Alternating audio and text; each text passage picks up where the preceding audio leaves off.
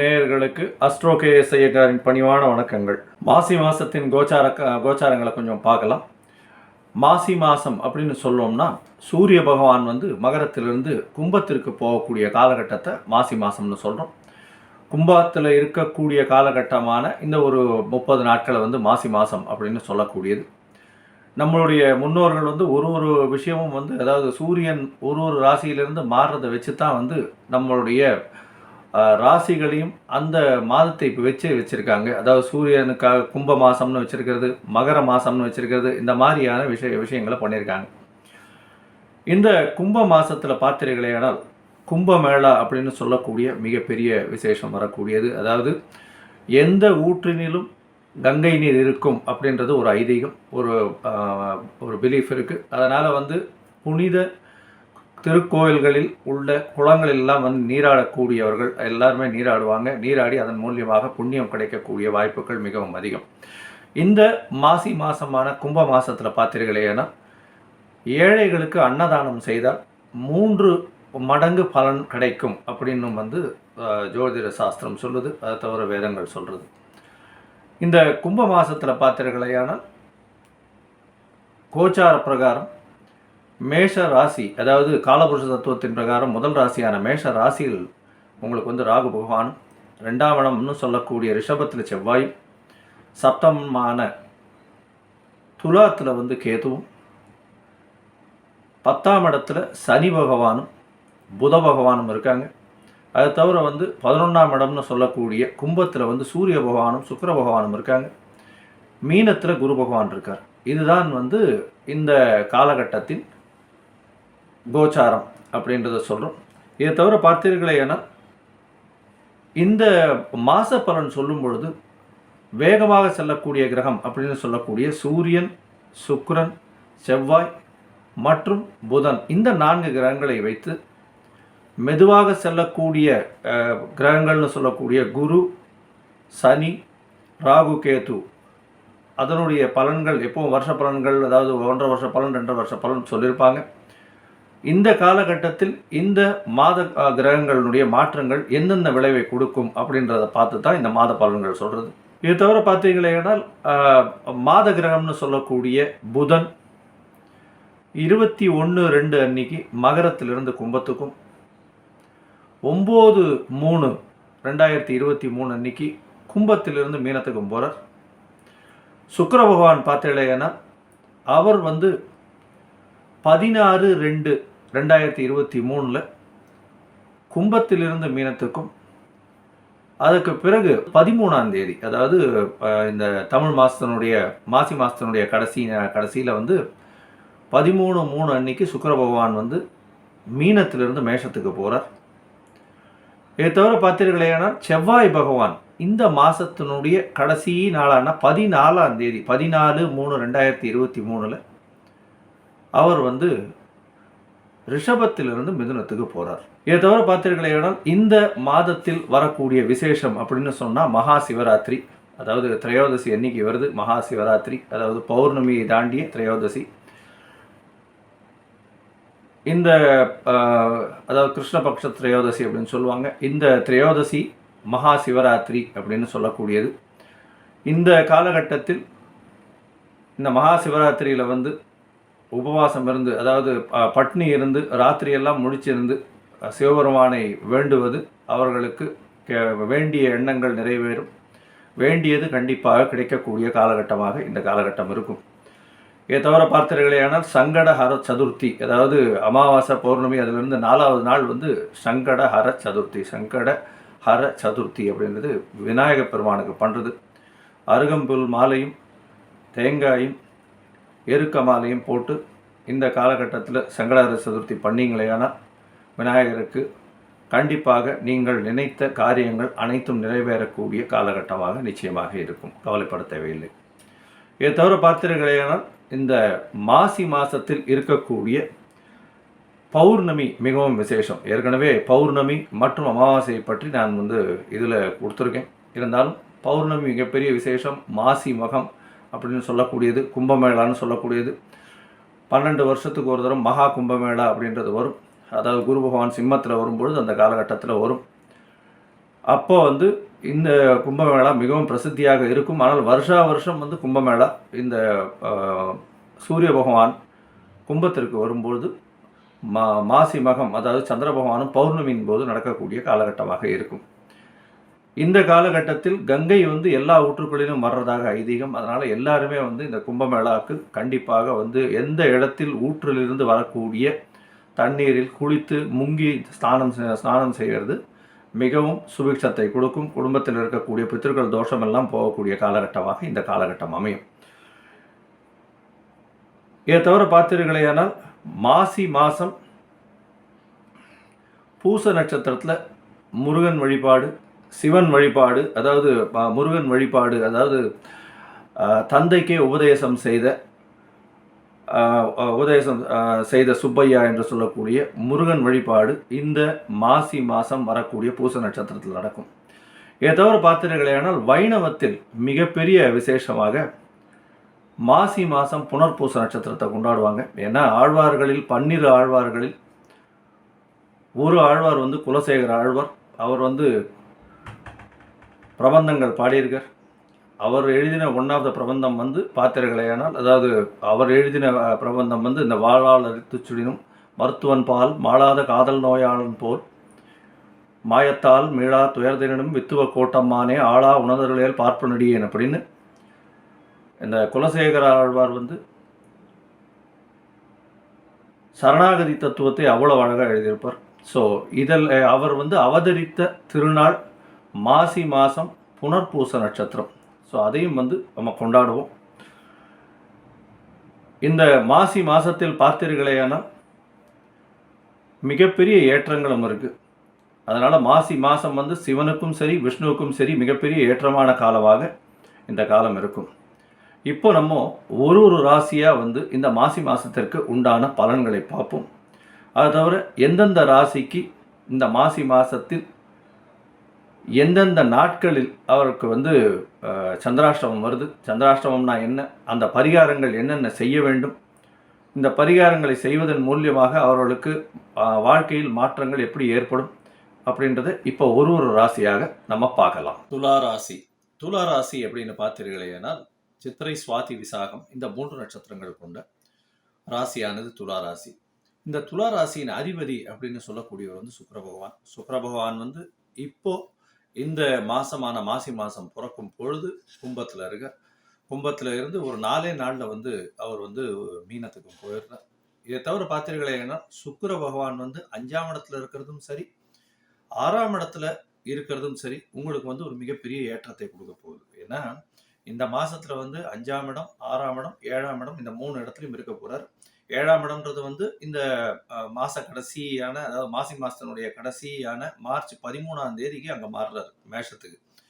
இதனால பார்த்தீர்களேன்னா இந்த 3 இடத்துலையும் இருக்க போறாரு உங்களுடைய ராசிநாதன். அதனால இந்த காலகட்டம் வந்து உங்களுக்கு மிகப்பெரிய ஏற்றத்தை கொடுக்கக்கூடிய காலகட்டமாக இருக்கும். 5ஆம் இடத்துல இருக்கும் பொழுதும் சரி 5ஆம் இடத்துல இருக்கும் பொழுது உங்களுடைய குழந்தைகள் மூலியமாக உங்களுக்கு ஒரு பெருமை, புகழ், அந்தஸ்து இதெல்லாம் வரக்கூடிய காலகட்டமாக இருக்கும். உங்களுக்கு பண வரவு நல்லபடியாக இருக்கும். ஹானரரி பொசிஷன் வரக்கூடிய காலகட்டமாக இருக்கும். கவலைப்பட தேவையில்லை. இதை தவிர பார்த்தீங்கன்னா இந்த மாதம் வந்து மாத கிரகங்கள் அப்படின்னு சொல்லக்கூடிய சூரிய பகவான், புத பகவான் மற்றும் செவ்வாய் பகவான் இவங்க 3 பேரும் பார்த்தீர்களேனால் செவ்வாய் பகவான் வந்து இந்த மாத கடைசியில் தான் வந்து மாறுறாரு. அதாவது மாசி மாத கடைசியில், அதாவது 13ஆம் தேதிக்கு தான் அவரும் வந்து ரிஷபத்திலிருந்து மிதுனத்துக்கு மாறுறாரு. இதை தவிர பார்த்தீர்களேனா புத பகவான் வந்து இந்த மாசத்துல உங்களுக்கு 4ஆம் இடம், அதாவது ஒரு கேந்திரத்திலிருந்து, அதாவது மகரத்திலிருந்து கும்பத்துக்கு வந்து 21/2 அன்னைக்கு மாறுறாரு முதல்ல.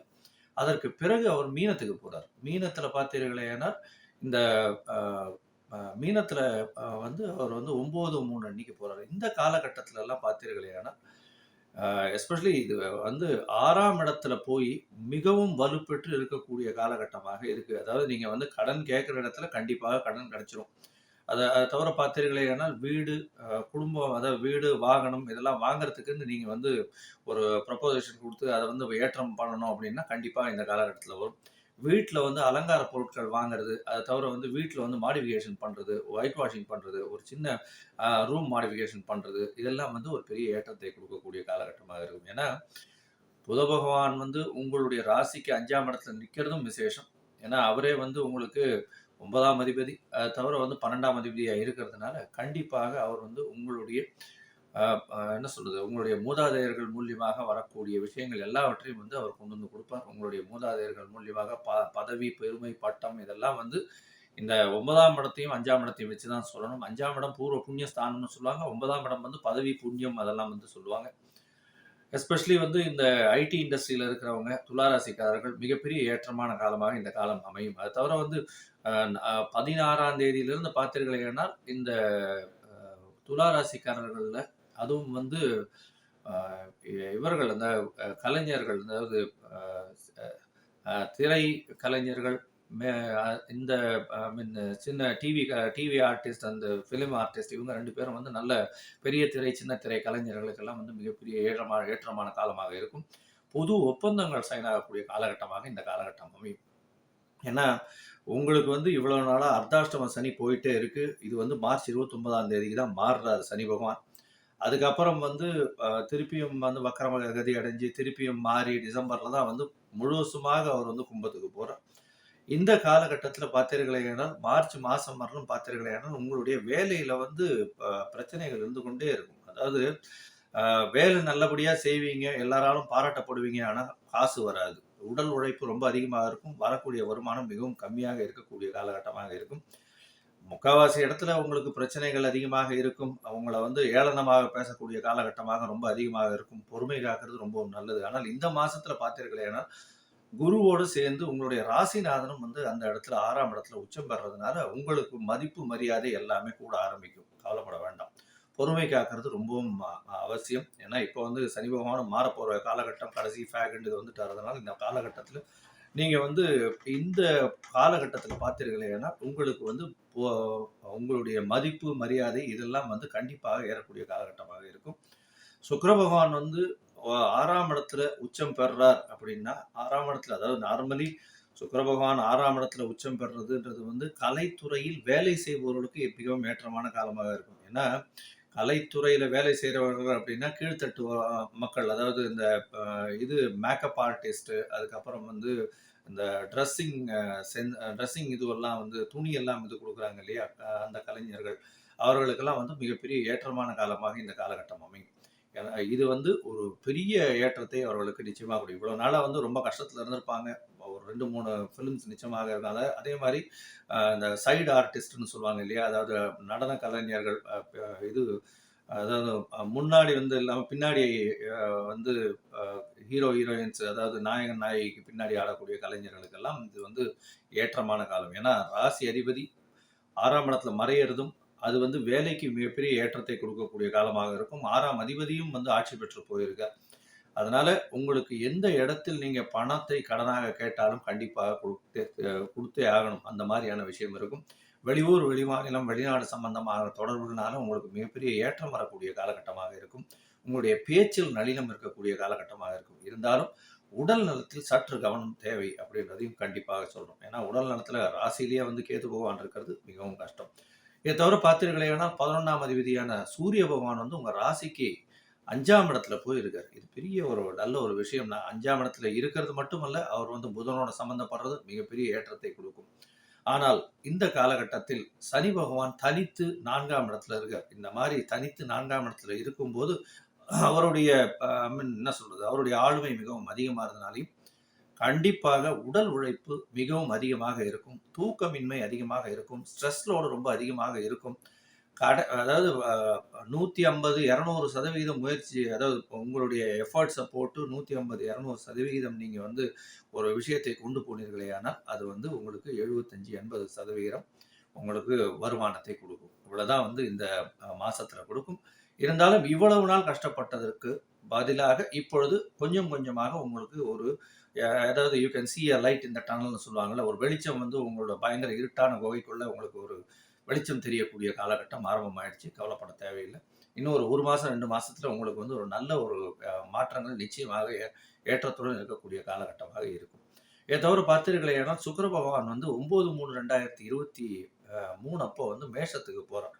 இந்த காலகட்டத்துல உங்களுடைய எதிர்பாலினத்தவர் மூலம், அதாவது திருமணம் ஆயிருந்தவர்களாக இருந்தால் உங்களுடைய எதிர்பாலினத்தவர்கள் மூலியமாக ஒரு நல்ல ஒரு ப்ராப்பர் அண்டர்ஸ்டாண்டிங் இருக்கக்கூடிய காலகட்டமாக இந்த காலகட்டம் நிச்சயமாக அமையும். கவலைப்பட தேவையில்லை. அதை தவிர பார்த்தீர்களேனா செவ்வாய் பகவான் 8லேயே இருக்கிறதும் 8ஆம் இடத்துலேருந்து 9ஆம் இடத்துக்கு வந்து இந்த மாத கடைசியில் போகிறதும் வந்து நிச்சயமாகவே ஒரு ஏற்றத்தை கொடுக்கக்கூடிய காலகட்டமாக இருக்கும். இந்த மாதம் பொதுவாகவே பார்த்தீர்களேனால் இந்த துளாராசிக்காரர்களுக்கு கண்டிப்பாகவே ஏற்றமான காலமாக இருக்கும். இந்த காலகட்டத்தில் உங்களுக்கு சந்திராஷ்டம நாட்கள் வருது. சந்திராஷ்டம நாட்கள் அப்படின்னு துளாராசிக்கு பார்த்தீர்களேனால் 26/2/2023 மாலை 3 மணியிலிருந்து 28/2/2023 இரவு 11 மணி வரலும் இருக்கு. இந்த காலகட்டத்தில் புதிய முயற்சிகளை எடுக்க வேண்டாம்னு சொல்கிறோம்.